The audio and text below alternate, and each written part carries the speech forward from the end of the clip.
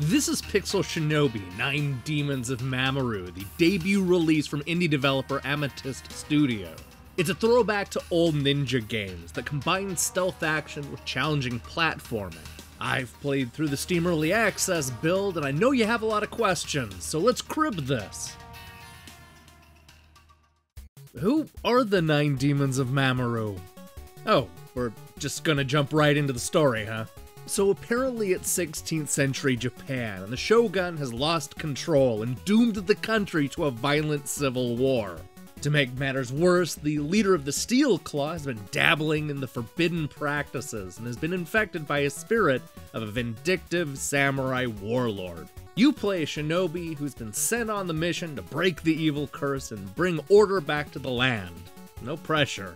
Pixel Shinobi is a throwback 2D action game that tries to evoke the memory of Ninja Gaiden, Shadow of the Ninja, Ninja Spirit, and Shinobi.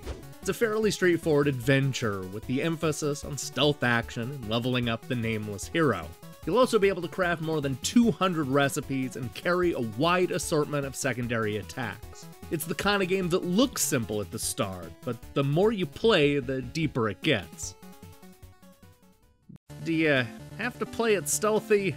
No. I'm gonna level with you. I run hot and cold when it comes to stealth games, so I'm always a little concerned when a developer forces it on you.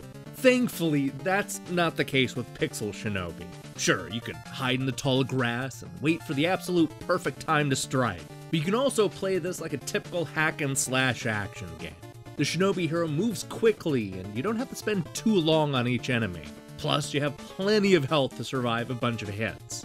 The only downside is that you don't regenerate health when you hit checkpoints or continue, so you'll have to do everything you can to avoid surviving a bunch of hits.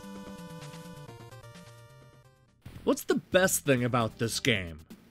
Oh, well that's easy. I love the look and challenge of the boss fights. The early access build I played only has 2 of these battles, but there will be a total of 10 by the time the game is fully launched. The first fight may not be visually spectacular, but it's tense and atmospheric. Things definitely pick up with the second boss, which is a massive, poison-spewing monster that towers over our poor shinobi. This fight is action-packed, and it reminds me of some of the best bosses from those old-school 8-bit ninja games. With demons and supernatural possessions, there's a lot of room for some cool-looking bosses. I'm excited to see where they go from here. Even in its early stage, there's a lot to like about Shinobi, 9 Demons of Mamoru. The levels are large and full of different paths, the boss fights are cool, and the role-playing elements help to add a much-needed depth to what could have been just a straightforward action game. In its current state, Pixel Shinobi is short and only features a handful of the 25 challenging stages the developer promises. That's not a lot of content for the $11 asking price. But if the rest of the game is anything like this early access build, then Ametist Studio has a real winner on their hands. Hey, thanks for watching our preview of Pixel Shinobi.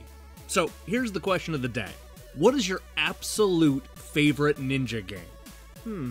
Well, I have a real soft spot for those Ninja Gaiden games on the NES. I think I'd go with the original Strider. Does that count?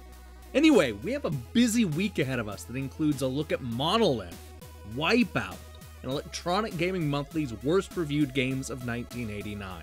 If you ask me, I think you should click that subscribe button and support what we're doing here. Until then.